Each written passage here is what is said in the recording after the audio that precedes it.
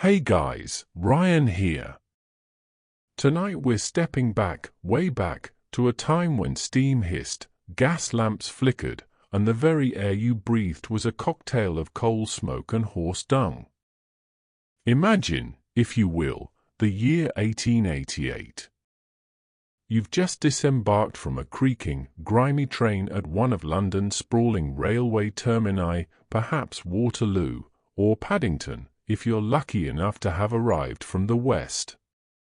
The platform swarms with porters shouting, newsboys hawking their latest editions with shrill cries, and a kaleidoscope of humanity, gentlemen in top hats, ladies with bustles and bonnets, and an untold number of street urchins already eyeing your meagre belongings.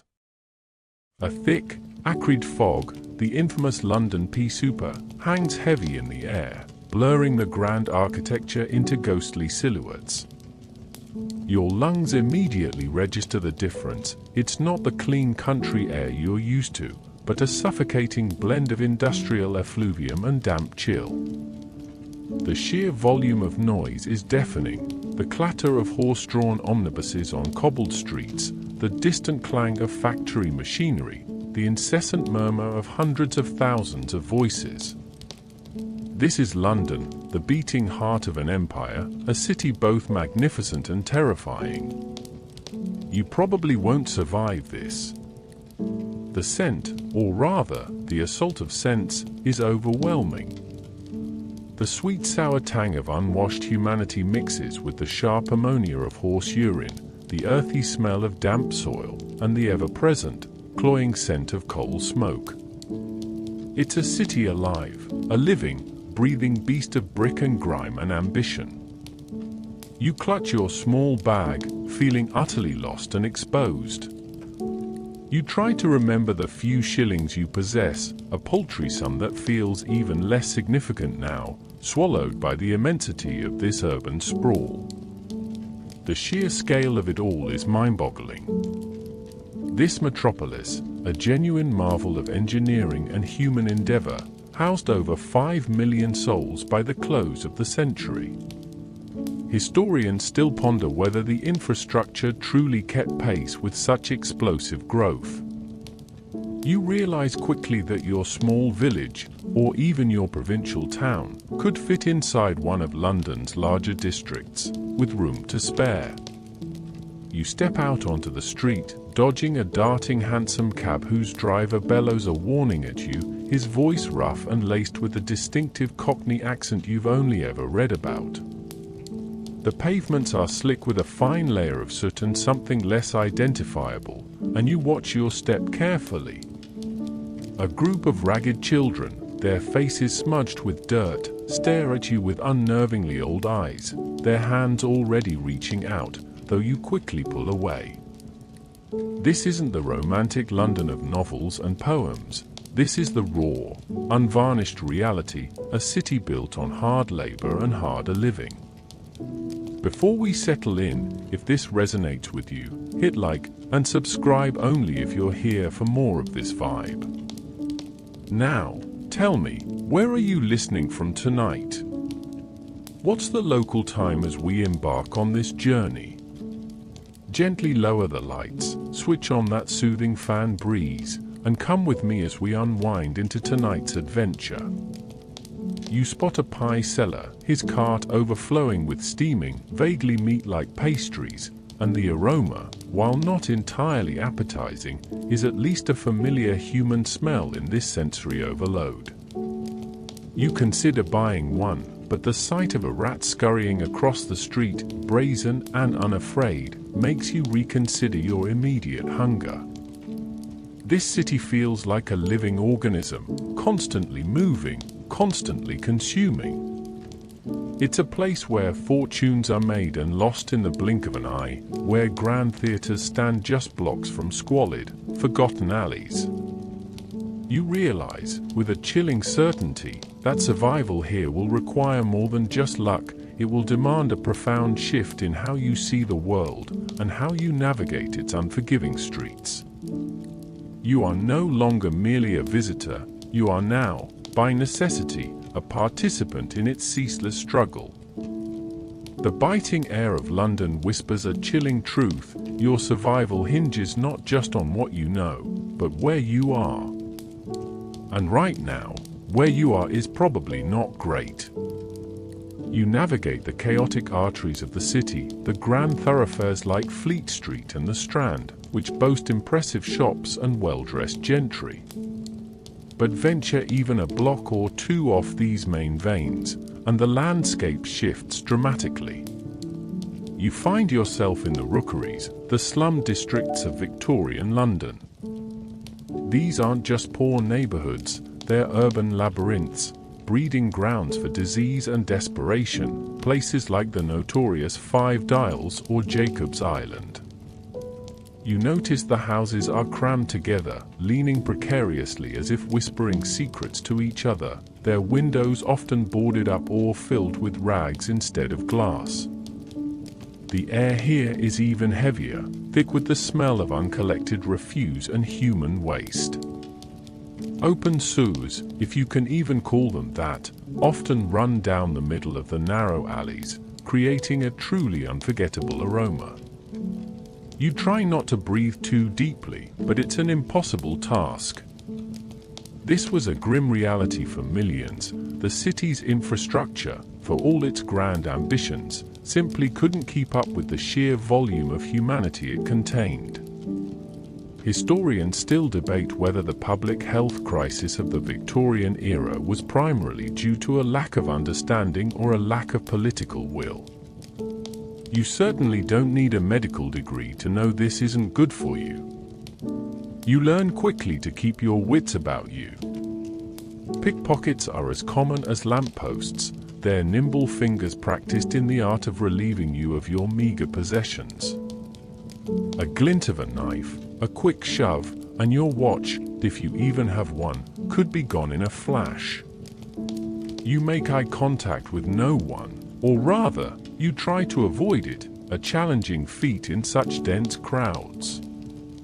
A good tactic is to walk with purpose, even if you have no idea where you're going. Hesitation is a sign of weakness, an open invitation for trouble. You learn to listen to the whispers of the street, the sudden shifts in crowd density, the subtle warnings that precede trouble. One quirky tidbit you quickly observe is the practice of mudlarking. Down by the Thames, especially at low tide, you see children and adults alike sifting through the river's slimy banks, searching for anything of value, old coins, bits of metal, lost jewelry. It's a testament to the desperate measures people take to survive, a stark reminder that every discarded item might be someone's next meal. You even spot a child proudly holding up a rusty nail, a treasure in this context. You quickly realize that your definition of valuable is about to undergo a significant recalibration. Your shiny, modern trinkets? Not so useful here. You also learn about the knocker-up, a person paid to tap on windows with a long stick or throw pebbles to wake factory workers for their impossibly early shifts. Forget your smartphone alarm. This is the original wake-up call, often delivered by an old woman or man, their faces etched with the same weariness as the people they rouse. It's a reminder that even the simplest conveniences we take for granted simply don't exist here. You also discover that the concept of personal space is a luxury you can no longer afford. You are constantly jostled, bumped, and pressed against strangers. The sensation is unnerving at first, but you slowly begin to adapt, becoming just another anonymous face in the endless sea of humanity.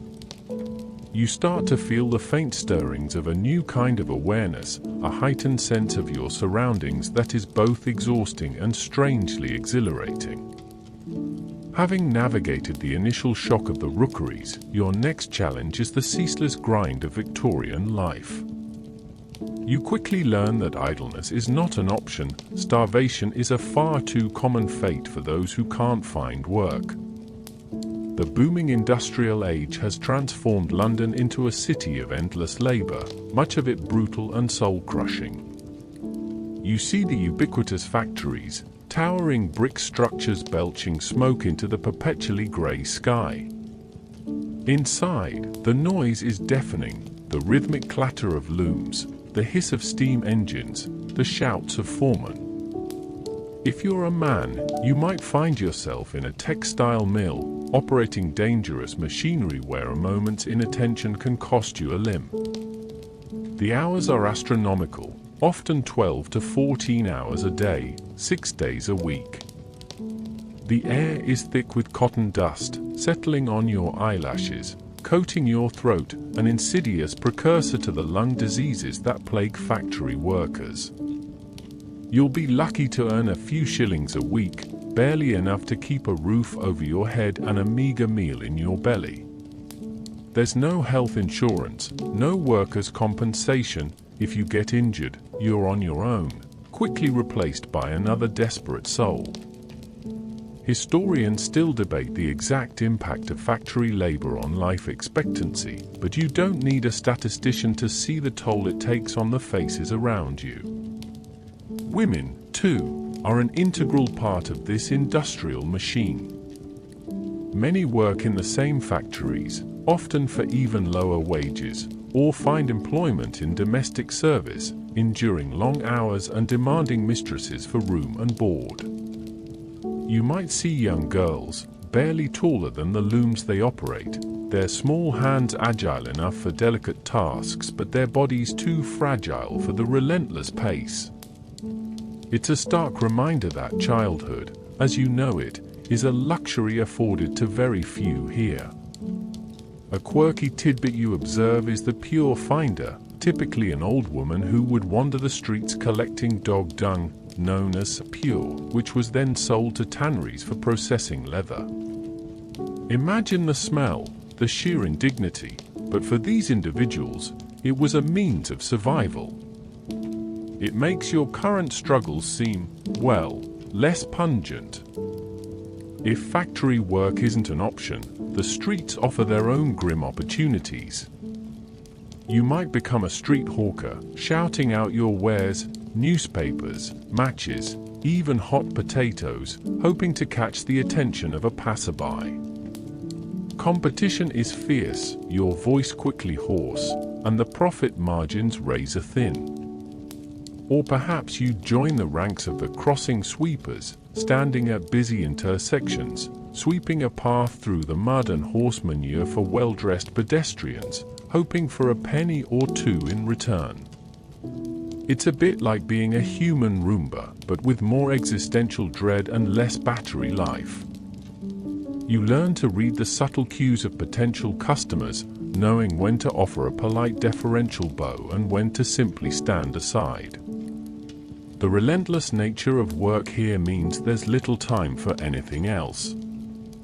Weekends, if you even get one, are often spent recovering, patching up clothes, or simply trying to escape the omnipresent chill and damp. Your body aches constantly, your hands are calloused, and your mind is perpetually focused on the next meal, the next shift. The concept of leisure is a distant dream. You hear whispers of a movement for an 8-hour workday, a radical idea that seems almost comical in its impossibility given the current conditions.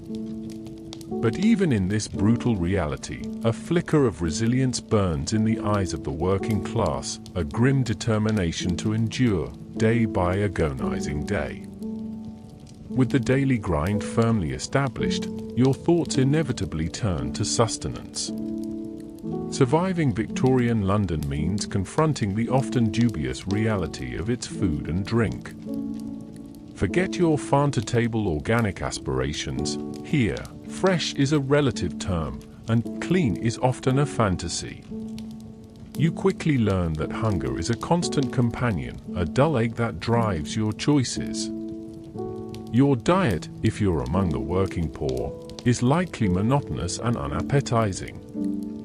Bread is your staple, often a dark, dense loaf that might contain more than just flour. You hear whispers of bakers adding alum to make bread whiter, or even plaster of Paris to increase its weight. It's a sobering thought that your most basic food source might be actively harming you. Alongside bread, you might get a bit of cheese, often hard and riddled with holes, or some meager scraps of meat. Historians still debate the true extent of food adulteration during this period, but you don't need academic proof to eye your suspiciously white bread with newfound suspicion. Meat, if you can afford it, is usually tough and of questionable origin. You might see butcher's stalls displaying cuts of meat that look a bit green or smell faintly of something other than beef. Fresh produce is scarce and expensive, and even when available, often contaminated.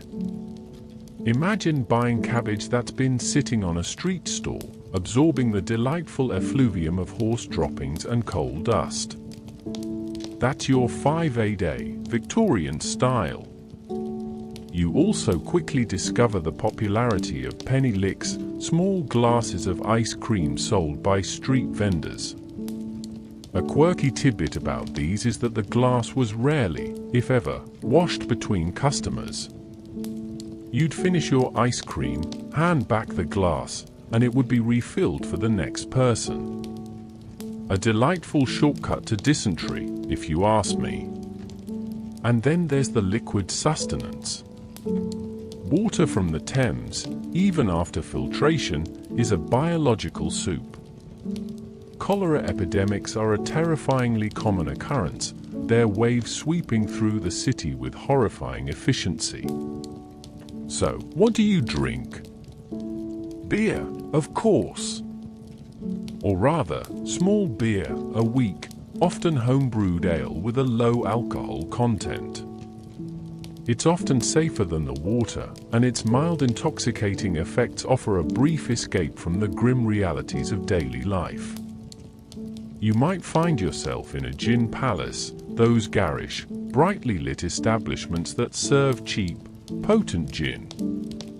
Gin Lane, as depicted by Hogarth a century earlier, still holds a stark truth. Gin offered oblivion, a quick, fiery warmth that dulled the senses and offered temporary respite from the pervasive cold and hunger.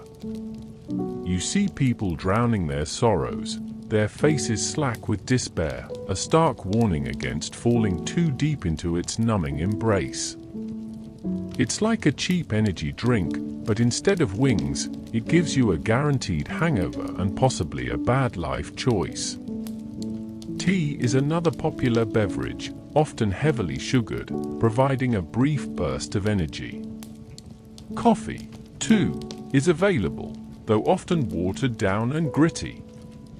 You learn to make do, to suppress your modern palate and accept what's available. The concept of dining for pleasure is almost alien. Food is fuel, a necessary evil to keep the body going. You see children begging for scraps, their stomachs distended from hunger, their eyes wide and desperate. It's a constant, visceral reminder of your own precarious position. Every morsel, every gulp of liquid is a small victory against the overwhelming odds of the city. You start to appreciate the simple warmth of a hot, if questionable, potato purchased from a street vendor, a momentary comfort in the relentless chill. Surviving the dubious fare of Victorian London only leads you to the next, even more terrifying, gauntlet, disease and doctors.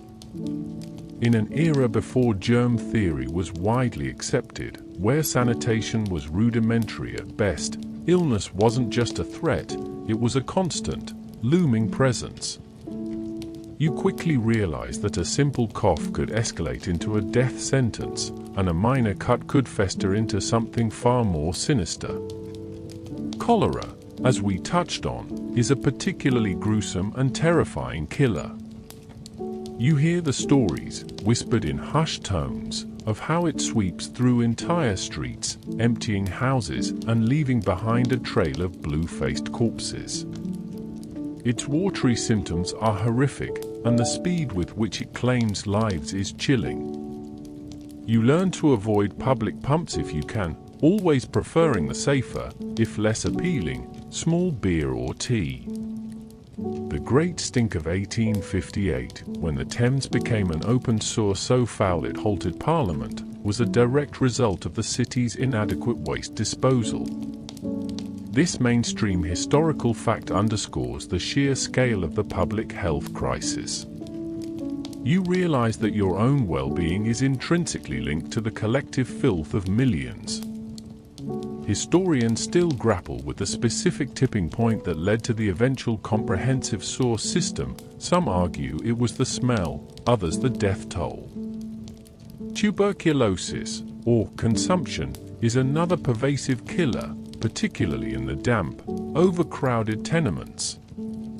You see its victims everywhere, thin, pale figures with hacking coughs, their eyes shining with a feverish intensity. It's a slow, agonizing decline, and there's little anyone can do. Fevers, smallpox, diphtheria, scarlet fever, these aren't just names from history books, they are very real, very present dangers that stalk every street and every household. Children are especially vulnerable, and you witness the heartbreaking sight of small coffins being carried out of houses with grim regularity. When illness strikes, your options are limited and often terrifying. A doctor might be a formally trained physician, but just as likely a charlatan, a quack selling patent medicines promising miraculous cures for everything from toothache to consumption. These elixirs often contain dangerous levels of opiates or alcohol, offering temporary relief at the cost of long-term addiction and worse health. A quirky tidbit: one popular patent medicine was Mrs. Winslow's soothing syrup, marketed for teething babies, which contained morphine and often led to infant deaths. It was essentially liquid lullaby, with a side of potentially fatal side effects. Makes you think twice about those modern natural remedies, doesn't it? Surgery, if absolutely necessary, is a brutal affair. Imagine going under the knife with only a swig of brandy for anesthetic and a grim resolve from the surgeon. The concept of sterility is nascent, if present at all. You see doctors with blood-stained aprons moving from one patient to another without so much as a hand wash. The risk of infection after any procedure is enormous. Many choose to suffer at home, relying on folk remedies and the kindness of neighbors, rather than face the terrifying ordeal of a Victorian hospital or a back-alley cure. You might even encounter body snatchers, resurrection men, who would dig up fresh corpses to sell to medical schools for dissection, a grim economic offshoot of the burgeoning scientific study of anatomy. It's a macabre business, and a stark reminder of the value, or lack thereof, placed on the deceased. You learn to listen for the cries of fresh corpses if you ever find yourself in the market for some light anatomical study. Having wrestled with the omnipresent threats of illness and questionable sustenance, you now confront the darker underbelly of Victorian London, crime and its harsh, often brutal, punishment. This is a city of stark contrasts, where immense wealth coexists with crushing poverty, and where desperation often breeds illicit activity. You quickly learn that the line between survival and criminality can be incredibly thin. The streets teem with all manner of transgressors, from petty thieves to hardened criminals. Pickpockets, as you've observed, are a constant menace, targeting anyone foolish enough to display their meager wealth. Then there are the garrotters, who would choke victims unconscious from behind to rob them, a particularly terrifying threat that sent shivers down the spine of even the most hardened Londoner. You learn to walk with a watchful eye, to avoid dimly lit alleyways, and to keep your valuables, if you have any, well hidden. Historians still debate the true effectiveness of the Metropolitan Police in curbing crime during this era. Some argue their presence was more symbolic than truly deterrent. You, however, feel their presence is certainly not enough to guarantee your safety. For women, especially those without means, the choices can be even grimmer. Prostitution is rampant, a grim reality for thousands who saw no other path to survival in a society that offered few opportunities for independent women. You see them on the streets, often heavily made up, their eyes holding a blend of weariness and defiance. This is a mainstream historical fact that social evil, as it was often termed, a stark indicator of societal failings. The legal system, when it catches up with you, is swift and unforgiving. Small offences could lead to a stint in one of London's notorious prisons, like Newgate or Clerkenwell, places known for their overcrowding, disease, and brutal conditions. Imagine being crammed into a cell with dozens of other unfortunates, the air thick with the stench of unwashed bodies and despair. Life in these places is grim, a stark punishment in itself before any sentence is even served. A quirky tidbit you might hear about are the Clink prisons, named after the Clink prison in Southwark, known for its debtors' cells.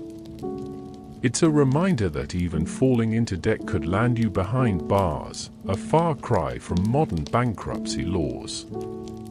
It feels less like a hotel, more like a permanent low-budget residency.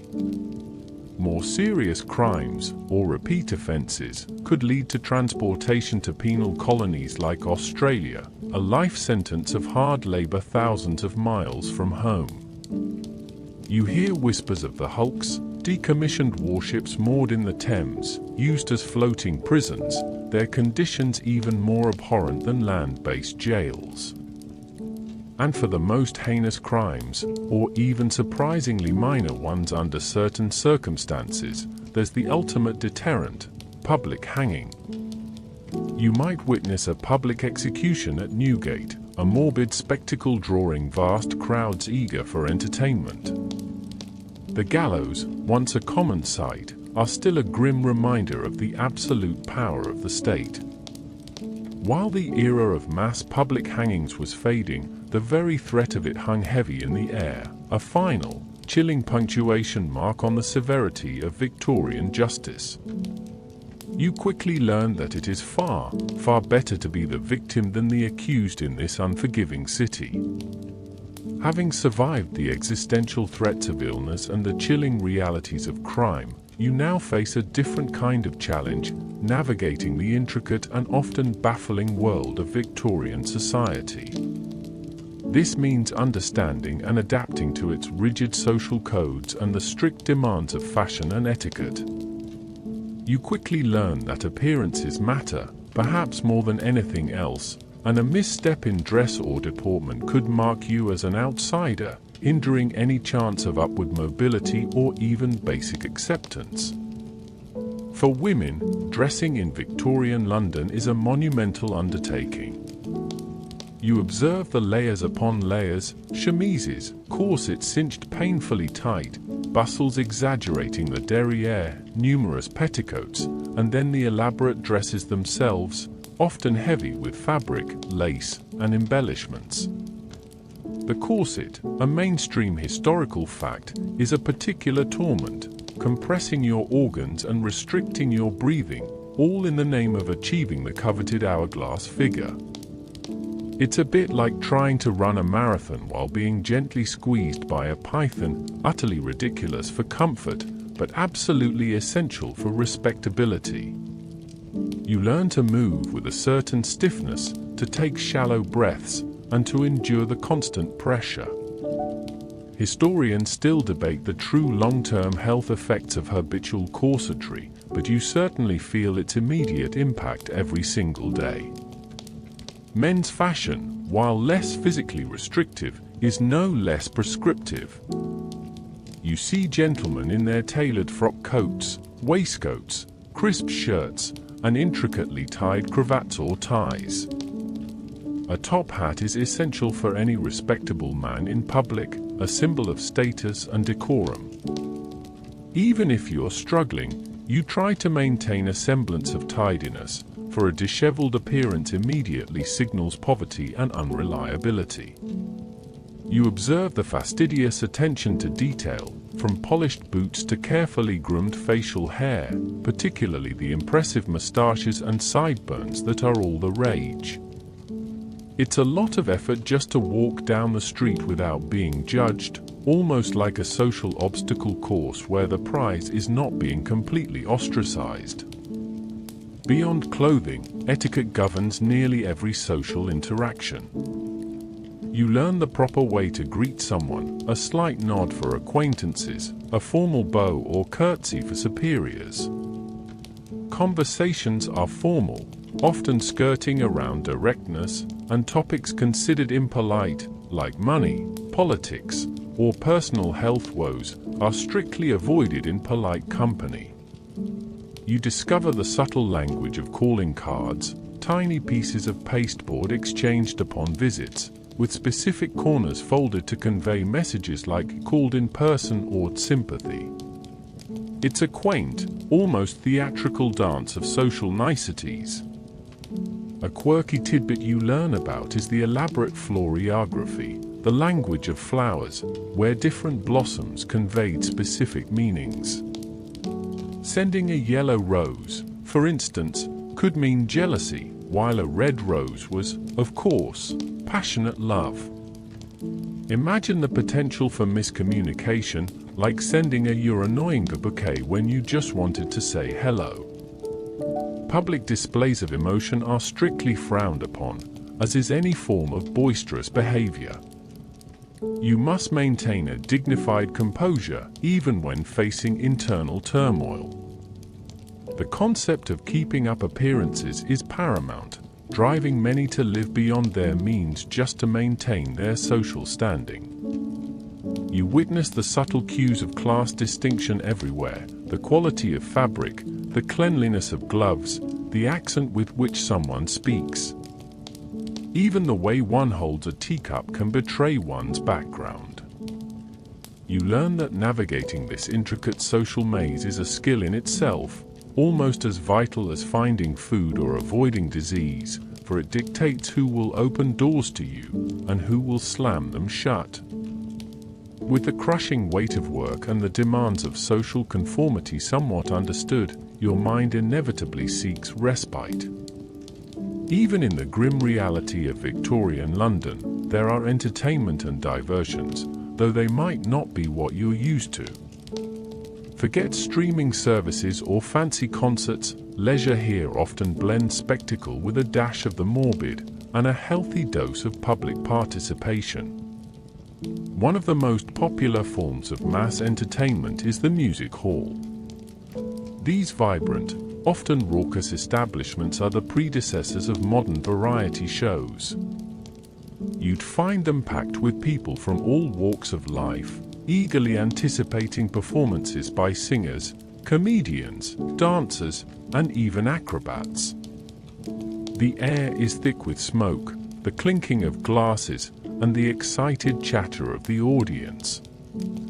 The songs are often catchy, sometimes sentimental, sometimes overtly patriotic, and the jokes can be broad, appealing to the lowest common denominator. This is a mainstream historical fact, the music hall serving as a crucial cultural hub for the working classes. You'll hear sing-alongs, see people cheering wildly, and perhaps even participate in the boisterous atmosphere. It's like a combination of a stand-up comedy club, a karaoke bar, and a wrestling match, all rolled into one smoky, lively venue.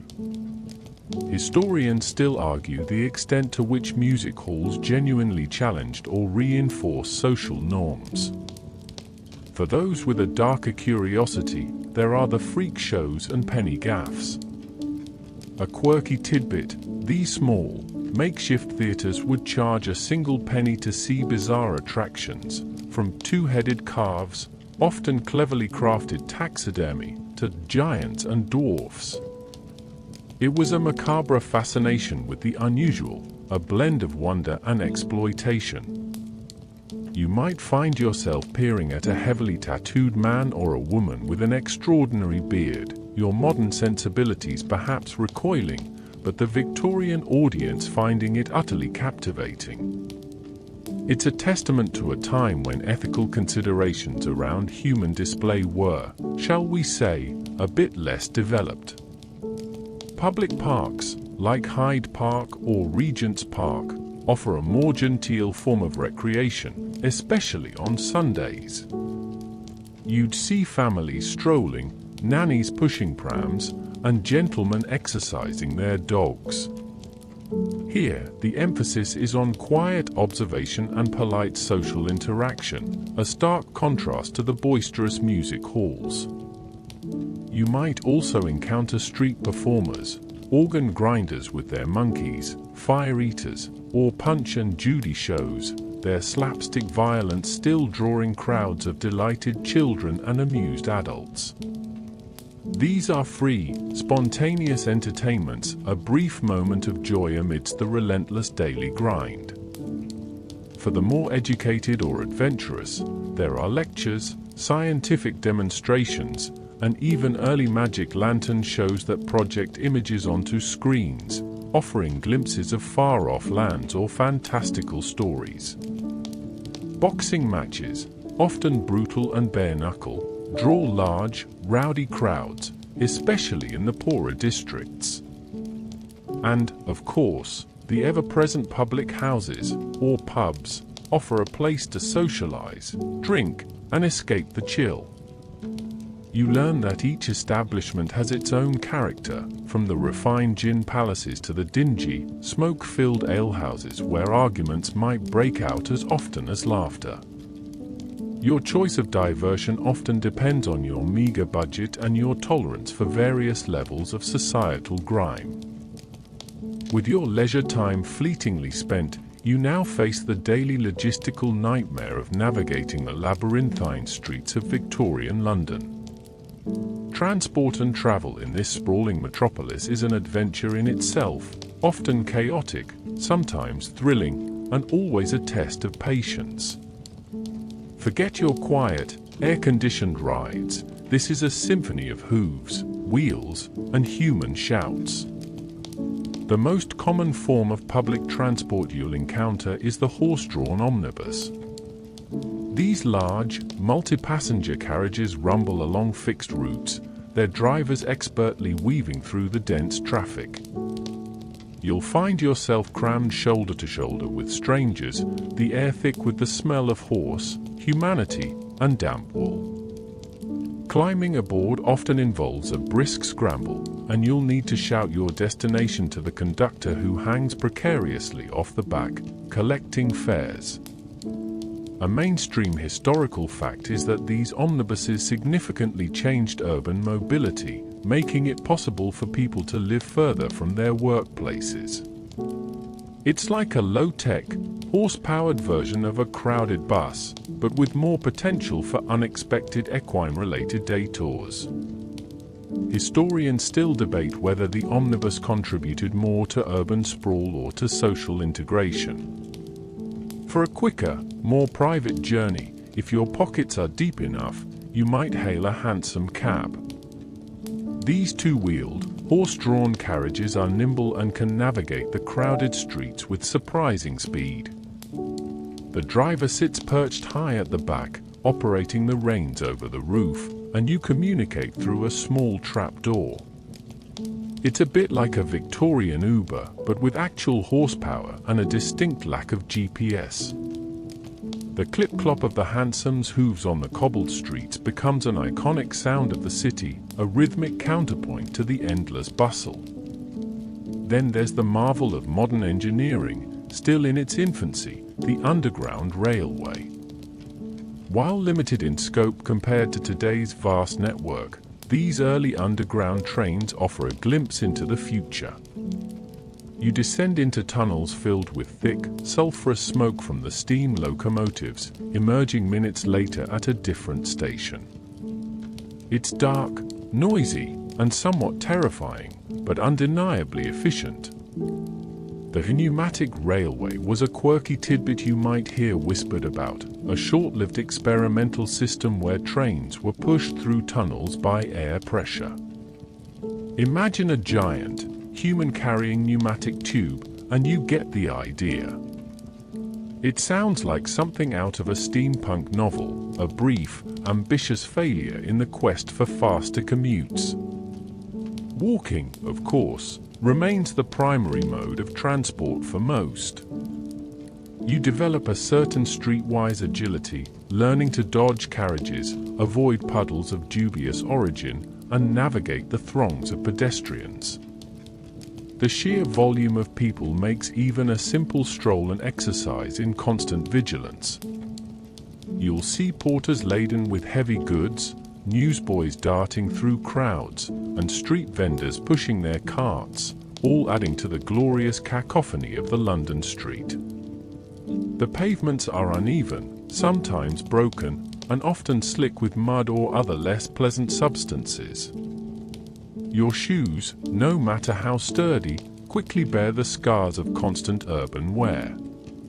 You quickly learn that London streets are not merely pathways, they are living, breathing arteries, constantly in motion, and mastering their currents is essential to your daily survival. Having mastered the treacherous streets and the subtle social cues, your attention might now turn to the pursuit of knowledge. For in Victorian London, even amidst the grime and struggle, there's a burgeoning thirst for education and knowledge, though access to it remains uneven and often a privilege. Forget universal public schooling as you know it. Here, learning is a patchwork of opportunity, self-endeavor, and charity. For the vast majority of working-class children, formal schooling, if it exists at all, is often rudimentary and brief. You might see ragged children attending ragged schools, a mainstream historical fact, established by philanthropists to provide basic literacy and numeracy to the poorest children. These schools, often housed in converted warehouses or cramped rooms, are a far cry from modern classrooms. The teaching is often delivered by volunteers, and the focus is on instilling moral values alongside the alphabet.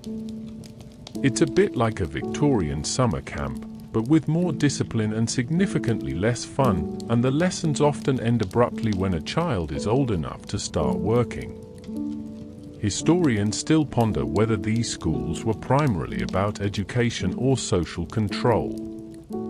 For those with a bit more means, dame schools, private schools run by women, often in their homes, offer a slightly better, though still informal, education for young children.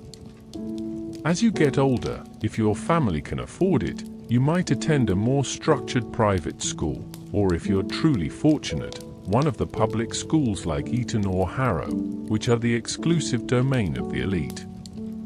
For girls, education often focuses on domestic skills and accomplishments like needlework, music, and drawing, preparing them for their roles as wives and mothers. The idea of a woman pursuing a higher education for a career is still quite radical. Despite the limitations of formal schooling, the appetite for knowledge is palpable. You see the rise of mechanics institutes, a quirky tidbit of the era. These institutions offer evening classes and lectures to working men, covering subjects like engineering, chemistry, and astronomy. They have libraries and reading rooms, providing a crucial avenue for self-improvement and intellectual growth for those who toil in factories and workshops all day. It's like a Victorian version of night school, driven by pure curiosity and the hope of a better future. You might find yourself drawn to one, eager to learn about the latest scientific discoveries or philosophical debates. The burgeoning publishing industry also feeds this hunger. Penny dreadfuls, cheap, sensationalist serialized stories are immensely popular, offering thrilling tales of crime and adventure. But there are also numerous newspapers, magazines, and improving tracts readily available, covering everything from current events to moral instruction. The public library movement, while still in its early stages, is slowly gaining traction, offering free access to books. You learn that even without formal degrees, many Victorians are incredibly well-read, often self-taught, absorbing knowledge from every available source. It's a testament to the power of human curiosity, even in the most challenging of circumstances, that the pursuit of understanding continues to flicker brightly in the gaslit shadows of London. Having explored the hunger for knowledge in Victorian London, you now witness the city's grandest spectacles, events designed to showcase the might and ingenuity of the British Empire, the Great Exhibitions. These aren't just trade fairs, they are monumental declarations of technological prowess, imperial reach, and cultural confidence. You find yourself drawn to the magnetic pull of these global showcases. The most famous, a mainstream historical fact, is the Great Exhibition of 1851, housed in the magnificent Crystal Palace in Hyde Park. Imagine stepping into this colossal structure of glass and iron, shimmering like a jewel under the London sun. It's unlike any building you've ever seen, a marvel of prefabrication and modern design, a testament to the era's engineering ambition. Inside, the sheer volume of exhibits is overwhelming. You see everything from gigantic steam engines to intricate lace, from scientific instruments to exotic goods from every corner of the British Empire. It's a sensory overload of sights, sounds, and smells, a veritable feast for the curious mind. You witness crowds marveling at hydraulic presses, enchanted by the flickering images of early photography, and peering at treasures from India and beyond. It feels less like an exhibition and more like a carefully curated dream, a snapshot of human progress and global domination. Historians still debate whether the Crystal Palace represented the pinnacle of Victorian optimism or merely a fleeting moment before more complex industrial challenges emerged. Later exhibitions, though perhaps not as iconic as the 1851 event, continue the tradition. You might visit the International Exhibition of 1862 in South Kensington, or the numerous specialized exhibitions that follow, each designed to highlight specific industries or artistic achievements. These events are not just about showing off, they are also powerful tools of propaganda, reinforcing Britain's position as the world's leading industrial and colonial power. They attract visitors from across the globe, creating a truly international atmosphere in the heart of London. A quirky tidbit you learn about is the inclusion of ethnological displays at some of these exhibitions. These often involve bringing people from colonized lands, sometimes entire families or villages, to be displayed in recreated native villages for public viewing. While presented as educational, these exhibits were often deeply dehumanizing, reinforcing racial stereotypes and the hierarchy of empire. It's a disturbing side to the grand spectacle, a reminder that even in moments of perceived progress, prejudices lurked beneath the surface. You might feel a profound discomfort observing these displays, a clash with your own modern sensibilities, but you also witness the eager curiosity of the Victorian crowds. Attending these exhibitions is an experience of wonder, exhaustion, and perhaps a touch of unease. You see the future unfolding before your eyes, the relentless march of innovation, and the immense power wielded by this global city. The sheer scale and ambition of these events leave an indelible impression, a vivid snapshot of an empire at its zenith, confidently displaying its achievements to the world. It's a powerful demonstration of how spectacle can both inform and subtly manipulate public perception, leaving you to ponder the true nature of progress. Having been awestruck by the grand pronouncements of progress at the Great Exhibitions, your perspective now shifts to the quieter, yet no less significant, struggles unfolding across London.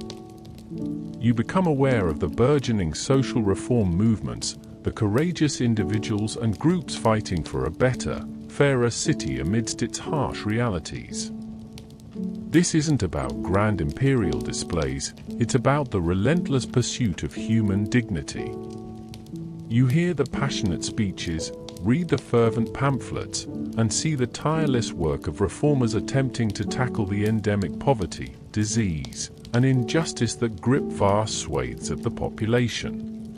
One of the most significant, a mainstream historical fact, is the push for sanitary reform.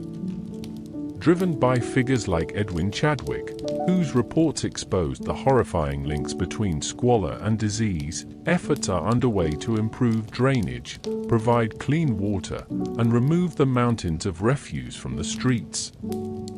You witness the beginnings of the vast sewer system, a monumental undertaking that, while slow and imperfect, starts to chip away at the city's deadliest ailments. It's a bit like watching a giant, rusty machine slowly turn, grinding out progress one pipe at a time. Historians still debate whether these reforms were driven more by humanitarian concern or by the economic imperative to maintain a healthy workforce. You also encounter the efforts of philanthropists and charity organizations. People like George Peabody, an American banker, established housing trusts to provide affordable, sanitary dwellings for the working poor, a stark contrast to the disease-ridden rookeries you've come to know. You might see the Salvation Army, founded by William Booth, ministering to the spiritual and material needs of the destitute, offering food, shelter, and a message of hope. These organizations, though often criticized for their moralizing tone, provide a crucial safety net where the state largely fails. A quirky tidbit you might learn about is the Ragged School Union, which, beyond basic education, also provided hot meals and clothing to the most impoverished children, effectively stepping in where families couldn't provide. It was charity, but with a side of survival kit. The fight for better working conditions is another vital front. You hear whispers of trade unions, nascent and often suppressed, advocating for shorter hours, better wages, and safer environments. The strikes, though often met with harsh resistance, represent a growing awareness among workers of their collective power. You see the determined faces of dock workers, factory hands, and seamstresses, all yearning for a life beyond sheer survival. For women, the reform movement takes on a unique urgency. You encounter early suffragists, women quietly but persistently advocating for the right to vote, challenging the deeply ingrained patriarchal norms of the era. Their arguments are often met with ridicule and scorn, but their resolve remains unshaken. You realize that beneath the veneer of Victorian propriety, a powerful current of social activism is flowing, pushing against the rigid boundaries of class and gender. It's a long, uphill battle, but you see the seeds of future change being sown, one small act of defiance and compassion at a time. Having witnessed the earnest efforts of social reform, you now delve deeper into the city's hidden layers, uncovering a London that exists beneath the surface, literally and figuratively. This is the hidden London, a realm of forgotten tunnels, subterranean networks, and secret societies, offering a different kind of survival, a more clandestine existence. Beneath the bustling streets, an astonishing network of sewer sprawls, a testament to the ambitious engineering of the Victorian age. While their construction was a mainstream historical fact, spurred by the likes of Joseph Bazalgette, navigating them is a grim reality for some. Imagine miles of brick tunnels, echoing with the sound of flowing waste, the air thick with methane and the indescribable stench of human effluvium. You might encounter flushers, the men who maintain these subterranean arteries, their faces grimed with the work, carrying lanterns into the perpetual darkness. It's a vast, unseen world, a kind of underground city where the city's waste takes its silent, putrid journey to the Thames. Historians still debate the initial public reaction to spending so much money on something so unseen. Some argue it was a matter of pure necessity, others a symbol of grand civic pride. Beyond the shores, you hear whispers of other hidden passages.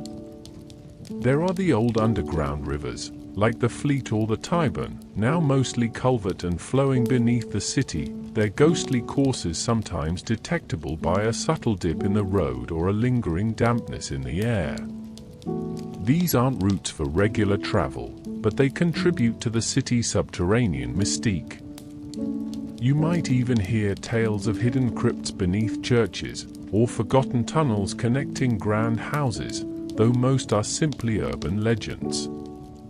But the hidden isn't just about the physical underground, it's also about the clandestine social networks that operate beyond the gaze of polite society. You might stumble upon the meeting place of a secret society, perhaps a benevolent fraternal order offering mutual support, or something more sinister. Victorian London was a hotbed for such groups, from the innocuous Oddfellows and Freemasons to more esoteric or even criminal organizations. A quirky tidbit is the prevalence of flash houses or boozing kens, which were unlicensed pubs or drinking dens, often hidden away in back alleys, serving as meeting points for criminals and the disreputable. These places operated on the fringes, offering cheap, illicit alcohol and a haven for those who wish to remain unseen by the authorities. It's like a speakeasy, but instead of jazz, you get whispered plots and the clinking of stolen coin. You also become aware of the vast underbelly of London's informal economy, the fences who buy stolen goods, the beggars with their organized territories, the networks of information peddled by costermongers, street sellers, and newsboys. This hidden London thrives in the shadows, a parallel society with its own rules, its own hierarchies, and its own methods of survival. It's a constant reminder that for every grand facade and respectable institution, there's an intricate, hidden world of grit, desperation, and untold stories lurking just out of sight. To truly understand London, you must acknowledge its shadows as much as its light. Having glimpsed the hidden depths of London, both physical and societal, you might find yourself yearning for escape. The relentless grind, the pervasive filth, the constant threat of disease and destitution, it all takes its toll. Escaping the city for a better life, however, is not a simple matter in Victorian times. The options are limited, often risky, and rarely guaranteed. One common aspiration, a mainstream historical fact, is emigration. You hear stories of people sailing to the colonies, particularly Canada, Australia, or America, lured by promises of free land, abundant work, and a fresh start. Shipping companies advertise these opportunities, often with rosy, somewhat misleading, pictures of a prosperous future. The journey itself is arduous, often weeks or months spent in cramped, unsanitary conditions below deck, facing seasickness, disease, and the constant fear of storms. It's a gamble, a desperate leap of faith, but for many, the promise of a life beyond the squalor of London is worth any risk. Imagine selling off your few possessions, pooling every last penny, and stepping onto a vast sailing ship, knowing you might never see England again. Historians still debate the extent to which emigration genuinely alleviated poverty or simply exported it. Another form of escape, though less geographically distant, is the move to a new industrial town in the north of England, perhaps Manchester or Birmingham. These booming centres of industry offer different kinds of factory work, sometimes with slightly better wages, though often with their own unique set of urban problems. It's a lateral move, a shift from one polluted, overcrowded city to another, but for some, the change of scenery or the hope of a particular skill being in demand makes it an attractive, if modest, upgrade. You might hear of families pooling resources to send one member ahead, hoping they can establish a foothold and send for the rest later. For those with a little capital or a specific skill, the dream might be to start a small business outside the city's crushing competition. Perhaps a small shop in a quieter market town, or a craft that can be practiced independently. This requires significant foresight, saving, and a good deal of luck, as rural life, while appearing idyllic from London, has its own challenges of isolation and economic hardship. You might see ads for publicans or blacksmiths needed in remote villages, but the idea of leaving the known, even if it's harsh, for the utterly unknown can be daunting. A quirky tidbit that offers a different kind of escape is the occasional appearance of model villages built by benevolent factory owners or philanthropists. Places like Port Sunlight or Bourneville offer workers clean, sanitary housing, green spaces, and community facilities, a stark contrast to the tenements. While rare and often paternalistic, these villages represent a radical new vision of urban living, a kind of utopian escape from the common London blight. You might hear whispers of these places, almost like myths, offering a glimpse of what life could be like if only one were so incredibly fortunate. Ultimately, for most, truly escaping the suffocating embrace of Victorian London is a dream rarely realized, a whispered hope in the darkness. After enduring the grime, the dangers, and the fleeting hopes of escape, you find yourself at the culmination of your journey through Victorian London. You now reflect on survival, on the profound transformation you've undergone, and the indelible marks this era has left upon you. You are no longer the naive individual who stepped off that train. You are a survivor, tempered by the crucible of the 19th century's greatest city. You recall the biting cold of the fog and the ceaseless clamor of the streets, now almost a familiar background hum. The smells, that unique blend of coal smoke, horse, and humanity, no longer overwhelm you but rather tell a story of constant activity. You remember the pangs of hunger and the constant vigilance against disease, fostering a deep, visceral appreciation for basic comforts and hygiene that modern life so easily provides. That questionable penny lick you once eyed with suspicion now feels like a distant, almost charming, memory, reminding you how drastically your standards for safe consumption were recalibrated. You think about the ingenuity born of necessity, the mudlarks scavenging the Thames, the pure finders collecting dog dung for a living, the relentless toil in factories and on the streets. You've witnessed the grim determination of the working class, their resilience in the face of brutal conditions, and their small acts of defiance. That mainstream historical fact, the sheer population density of London, truly comes alive when you reflect on how millions coexisted, somehow, in such confined spaces. Historians still ponder the long-term psychological impact of such intense urban living. You, however, feel its direct impression on your very soul. The social intricacies, the rigid etiquette, the language of flowers, the unspoken rules of class, all these once baffling customs now make a strange kind of sense. You understand the desperate need to keep up appearances, for reputation could be as vital as a full belly. You've seen the grand spectacles of the great exhibitions, their shining optimism a stark contrast to the dark alleys and hidden vice that lay just beyond their walls. And you felt the nascent stirrings of reform, the slow, arduous march towards a more just society, understanding that every small improvement was won through immense struggle. That quirky tidbit about the knocker-up now seems less like an oddity and more like a symbol of the era's relentless pace, a human alarm clock for a world that never stopped. You've learned that survival here wasn't just about physical endurance, it was about mental fortitude, adaptability, and an almost uncanny ability to find pockets of humanity and hope amidst widespread hardship. You've navigated the shadows, experienced the fleeting joys of a music hall, and perhaps even dreamt of the vast, open spaces beyond the city's grasp. You are left with a profound respect for the lives lived in this astonishing, terrifying city. Their struggles, their innovations, their sheer will to survive, it all resonates with a quiet power.